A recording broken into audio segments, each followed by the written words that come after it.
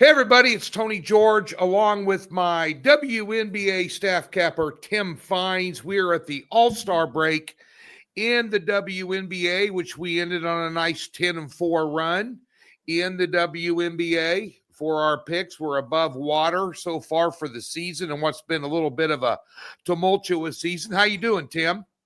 Tony, I'm doing great. I'm excited. It's been tumultuous has certainly been the word. It's been a little bit unpredictable, but towards the end of that second half, kind of the second half of that first half, so to speak, Tony, we really were able to steady that ship and go on a nice little run there. And little news flash, little surprise for everybody who's out there listening. We're going to pull the ripcord tomorrow on a big one. There we go. Well, we got the season starting up on the 22nd, the second half of the season. And, there's been a lot of controversy. One thing we stay away from when we're handicapping sports is white noise in the mainstream media, and there's been a lot of it this year in the WNBA. Obviously, a lot of the players treating Caitlin Clark like dog crap, this, that, and the other. Pay us what we deserve, all the T-shirts in the All-Star game. For those of you that want to know why they did that, the collective bargaining agreement is upcoming. And with the addition of Caitlin Clark to the league, it has tripled, if not 4 times, the TV ratings. Ticket sales have been unbelievable. I mean, the Golden State Valkyries, who we were left for dead on the side of the road at the beginning of the year, they're on pace for 25 wins. Yeah, they're 10 and 12 straight up, 13 and 9 ATS, which is number 1 in the league if you consider the losses of only 9. But nonetheless, they've sold out every game. The merchandise has went through the roof. So obviously, this has kind of been a charity league of the NBA for pretty much most of its existence. But the last couple years, they've really stepped up. And so there's a lot of spotlight on the WNBA, but we concentrate on what we can control, and that is wins and losses against the spread. And the Minnesota team, Lynx, are now 20-4, Tim. And what I find when I look at the odds for the second half, New York still is the leader in the house to be the champion at plus 180. They plus sit 180. at they sit at 15-6. Minnesota at 20-4 is plus 200. Phoenix at 15-7. Many pundits in the industry, a guy that I know that I follow on VSiN says to watch out for Phoenix at plus 550. Yep. They can make a run in the second half. Yeah, they're starting to get healthy now too with Kala Copper, who's coming back healthy, and Sadabu Sabali is healthy now. So they're right on the money there with Phoenix, Tony, for sure. Indiana at 22-11 is plus 700 for some reason, and Seattle 14-9 at plus 2,000. Yeah. Seattle good. It's a team that we have. We won a lot of money on Seattle coming down the stretch, Tim. We did, and we had our last play, Tony. Just to give everybody an idea out there, that I didn't. We're on a really good run. And I wanted to make sure we ended up on a good run there. That was every bit of. I had that Seattle Storm. I had them power ranked minus 9.5. They won the game by 11. I'm not normally that close, but I was right on the money on that game. We won that game, but they are healthy now. And Tony, when you talk about the one thing that for everybody, it's a little late now. Tony can take your hand, and I can lead you to work, but we can't make you drink it. So for those of you who did watch our WNBA season preview video, we gave you one play. We said, listen, this is one play that is an 8-unit play. It's an 8-unit play, and it's over 9.5 wins on the Atlanta Dream. Well, guess what? Now it's at 27.5 wins. It's juiced up to minus 145, and they've already almost eclipsed that number. So the Atlanta Dream are another team. They're playing Las Vegas State Aces tomorrow. That's going to be an interesting game. That lined open at 2.5. The money's been split. I have a very strong opinion on that game. and I don't want to give too much away because I just hyped up the Atlanta. But I'll tell you what, I think don't count Las Vegas out yet. Okay, everybody's counting Las Vegas Aces out yet. I just think that we're going to start to see them finally gel. It took them a little bit of time without the Grays and the Thomases and the Kelsey Plum, literally their point guard going to another team. And Tony, when I look at this futures market, do you know what I look at? I look at Napisa Collier and I say, yes, she is not only playing like Ron Artest, for those of you who are NBA fans, she's not only like playing like Ron Artest on the defensive end, she's playing like Kobe Bryant on the offensive end. She's minus 650. I don't think I've ever to win the MVP, by the way. We all know how hard it is to give a player the MVP if your team does not win the finals, right? Right. So if you look at that next best player down there, it's going to be Alyssa Thompson. But how about taking a flyer on an MVP like Brianna Stewart at plus 2,000? How about Asia Wilson, a two-time finals MVP, plus 8,000? I mean, that is a mind-blowing number to me. So if we're talking, kind of like this mid-season preview here as we go around, I think Brianna Stewart at plus 1,800, it's worth a little bit of a sprinkle and go into the window because I do think the New York Liberty have enough in them and enough in the tank. And if you look at the numbers and you look at the schedule, they are going to leapfrog Minnesota and grab that home court advantage, which we obviously know is huge, Tony. So a lot going on. Paige Bucker's obviously playing extremely well, has not, knock on wood, has not gotten hurt yet. She's doing well. Sonia Citron she's playing out of her mind for Rookie of the Year. I don't know they don't have the odds up for rookies, but other than that, I think the teams to really watch out for, like you said, the Minnesota Lynx are rolling. Phoenix Mercury are going to be very tough to beat down the stretch. New York Liberty are right there. The Dream are right there. Golden State shocking everybody. They can beat anybody on any given night. Seattle. And I'm telling you, don't count out the Las Vegas Aces. You take a shot at the Queen, you best not miss. And I'm telling you, they've been the Queen 3 of the last 4 years for a reason. Yeah, I had my notes here because you and I did not talk over the weekend. I was out of town. But were you surprised to see them sitting at 11-11, a 500 ball club at this point in time in the season? I was surprised. I was not shocked. I'll put it that way. I did think they'd have a little bit more wins. I didn't see them losing at home to the Washington Mystics. I didn't see that coming. At minus 22.5, by the way, that spread. Mystics end up winning outright. To me, I just thought it was going to take a little bit of time with Kelsey Plum going over to LA. I thought people don't realize how much Kelsey Plum means to that team and has meant to that team and to that city for so long. Tony, you did because you've gone to Aces games. You've lived in Vegas and you've seen it live, right? Yeah. Kelsey Plum was their point guard. She's their everything. She's not, it's hard to even call her a point guard when she averages 22 a game, And speaking of another point guard, how good is Skylar? It's no longer Skylar Diggins-Smith, by the way. She made that very loud and clear at the All-Star game. It is back to Skylar Diggins. Skylar Diggins is leading the league in scoring. I didn't see that coming either. I knew she would be top 10. I didn't think she'd be after Napisa Collier, number 2 in scoring. I mean, that's pretty impressive. Yeah. What do you think has been the key to Golden State's success? I mean, we thought 3-4 wins, first year expansion team. I mean, their defense plays well. What do you think's been the key to their success? I mean, and we're talking about success with bear in mind, folks, they're 2 games below 500, but they're an expansion team. And they're in the mix for the playoffs.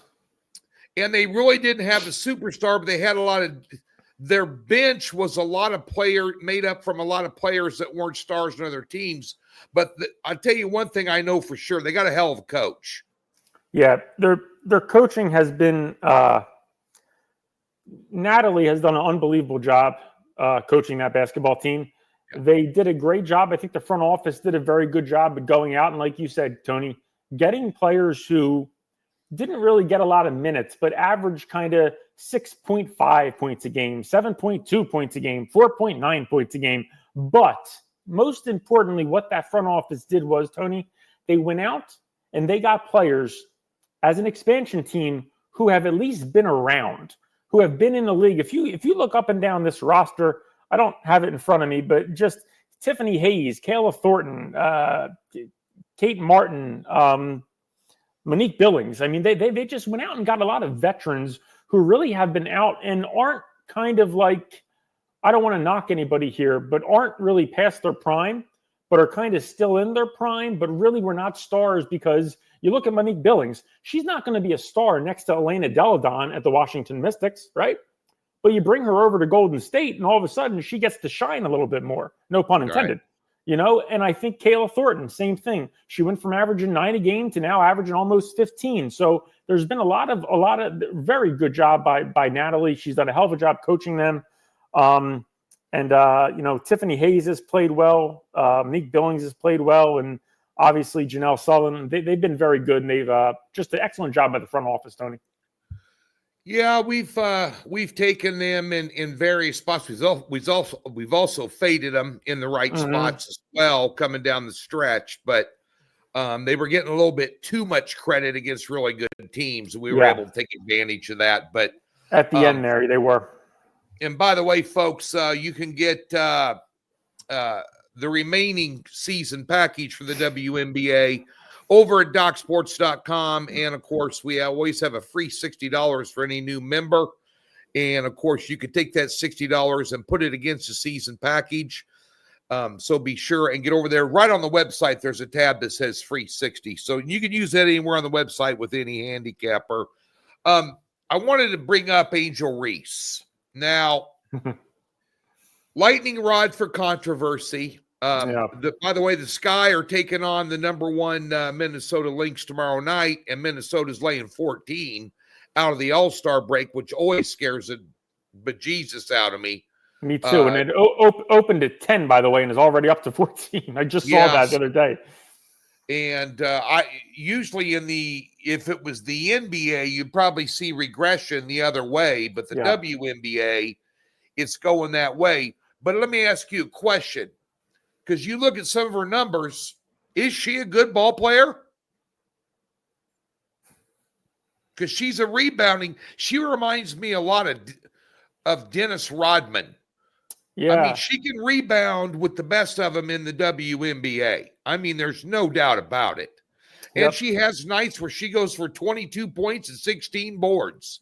I mean, I would say she's not I'd say she nobody's going to bitch about having her on her team other than the off-court antics, you know. But, boy, she can hit the boards with the best of them.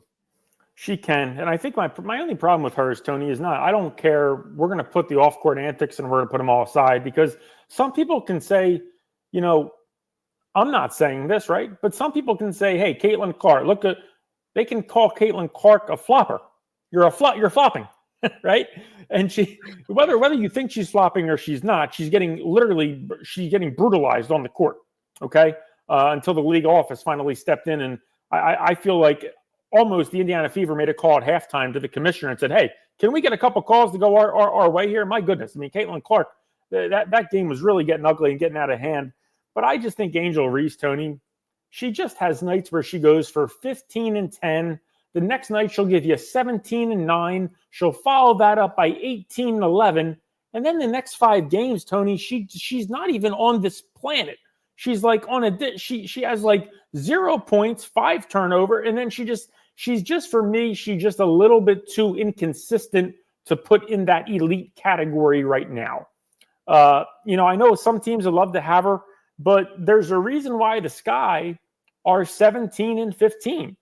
You know, they've lost 3. They've lost 7 out of their last 10 coming down the stretch. I mean, they are literally 1 in 10 on the road this year. They can't win a road game to save their lives. And I just can't put her in that elite category yet because of her inconsistencies. Well, folks, the WNBA, I want to discuss something with folks. There's a lot of days that Tim and I have had numerous discussions over the 5 or 6 years that we've worked together in the WNBA and college basketball. And Tim and I align a lot in the low volume, low unit approach and building your bankroll and cherry picking. When we have a 2 or 3 unit play, and it's the only play of the day, now everybody wants to go hit the 6 and 7 unit bangers. And if you want top picks, we've had 6 of them in the WNBA this year, and we're 4-2. 4-2, yeah. Yeah. Now we're 16-7 with 3 and 2 unit plays. But when those plays are up and we have a 3 unit WNBA game of the day, that does not mean it's a throwaway pick. Yeah. That means it's the best bet on the board, and there is value in those plays, Tim, because you're very conservative as we cherry pick. I mean, we're talking about Tim and I, 2 out of the last 3 years have won 61.7% or better for the entire season. And I don't know those of you and what shows, podcasts you're watching, what shows you're watching, where people are telling you they're 70 or 80 or 90% against the spread. They're blowing smoke up your ass. Number 2 is snake oil sales right there. It's extremely difficult to go over 60% for a season in any sport, no matter what you're looking at. But those plays, those 3 unit plays, Tim, they have value. A massive amount of value. And all you have to do, our record with 2, 3, and 4 unit plays, it speaks for itself. It speaks for itself. And Tony will be the first to tell you, I think I probably drive Tony up a wall with this, with my write-ups, because whether it's a 2 unit, a 3 unit, a 4 unit, or an 8 unit game of the year, you are getting a very, very detailed, from me, from Tony, from everybody at Doc Sports, really, getting a very detailed reason of, hey, this is where your money's going. This is why it's going there. These are the reasons why, A, B, C, D, and Tony will tell you, my write-ups are pretty long. They're pretty detailed. Whether it's a 1 unit or an 8 unit, my write-ups remain the same, because to me, everything, those 2 and 3 and 4 unit plays, I take them just as serious. I am riding with you, okay? I am in the ship with you, okay? It's kind of like that scene from the Titanic, right? Where the captain at the end, he takes the ship. I'm right there with you. Win, lose, or draw, I'm either rising with you, I'm sinking with you, I'm not here, I'm not here, I'm not above you, I'm right here with you. I'm staying there with you. And those 3 and 4 unit plays are really where we make our bacon. That's where for us, that's where it's been. And we've had a ton of success in college basketball and the WNBA in doing those 3 and 4 unit plays. And I really think people do genuinely we have the best customers in the world at Doc Sports. We have the best customers in the world. But I do think people, myself included, need to start paying more attention to the 3 and 4 unit plays of the world here at Doc Sports, because everything is so consistent and we do a really good job with those 3 and 4 unit plays. You can't live on dessert alone. You have to live on meat and potatoes. Yeah. And that's what we're giving you. Now, desserts have been sweet, 4 and 2, good record. Player props have been very good. You know, and those of you that follow me in these low volume sports like the NHL, we crushed it with top picks the last 2 years, but we do a lot of 3, 4 unit plays. They have value. Get over to Docs and get them. Just quickly, Tim, we're going to have a play out tomorrow. The battle, I think there's value in betting both New York and Minnesota at plus 180 for New York and Minnesota plus 200 to win it all. But let's talk real quickly, the best team in the West, how it's going to shake out. Is it going to be Phoenix, going to be Seattle, or is there another dark horse? After Minnesota, I think you're looking at the Phoenix Mercury. I think you're looking at the Seattle Storm. But most of all, and I'll say it one more time, the Las Vegas Aces, when it's all said and done, are going to be right there. Is that right? That is right. I didn't. Well, I'll tell you what. They've got a tough opener tomorrow with Atlanta, minus 2.5. They are minus 2.5 hasn't moved. Yep. And we look at that. We Tony, may have a. I'm telling you right now, we have a very big play in that game. But I also keep in mind, I also talked about how much I loved Atlanta before the beginning of the year, and I'm staying with that statement in the East. If you look at Atlanta 3-9, They're one win away, and New York. If Atlanta wins one game tomorrow and New York loses, keep in mind Atlanta leapfrogs to have a tie in the Eastern Conference. They've been playing that well. And then the other team in the Eastern Conference, obviously the Fever. And the surprise for me, really, we talked about Golden State earlier. How about the Washington Mystics at 500? 500 basketball. That is 11-11. Talk about a head coaching job by Thibodeau. What a great job they've done there with Washington. And then we knew the Sun were going to be really bad. I 3-19. My goodness, as I look at that, I can't believe they won. It wasn't that long ago where the Connecticut Sun ruled the WNBA for years. And here they are. I look down and they're 3-19. They're 1-11. They can't win a home game. They're 1-11 in Mohegan Sun. I said that in my write-up the other day. So again, last but not least, guys, Tony's talking about the Lynx. He's talking about the Mercury. He's talking about the Storm. When it's all said and done, watch out for the Atlanta Dream in the Eastern Conference. Obviously, I think New York is very good, but for me, it is the Liberty and the Dream. And then in the West, obviously, Minnesota. But watch out for the Las Vegas Aces. They're coming, and they're going to come strong in the second half of the season. There you go, folks. Just a little preview of what you're getting on a daily basis when you get involved with the WNBA with myself, and Tim is on board. Also, my small conference guru in college basketball upcoming. We'll have another show for that. Right now, I got my eye on the second half of the WNBA, Major League Baseball, and I got a lot of work going on for football as well. But you can find those WNBA plays on a daily basis, and there are days that we pass. It's not that we're not working on it. It's that we're protecting your bankroll. Yeah, because we're protecting our bankroll as well. We're doing the same thing. Exactly. And that futures ticket on Atlanta was real sweet. Yeah, that was a nice little freebie there for everybody, that I had a substantial amount. That was a 4-figure wager for me. So thanks a lot. Hope you tuned in. Yep. So be sure and get over and see Tim and I over at DocSports.com. We appreciate you tuning in. Second half of the WNBA. Get ready to make some money. We're ready. Hope you're ready too. Thanks for having us, guys.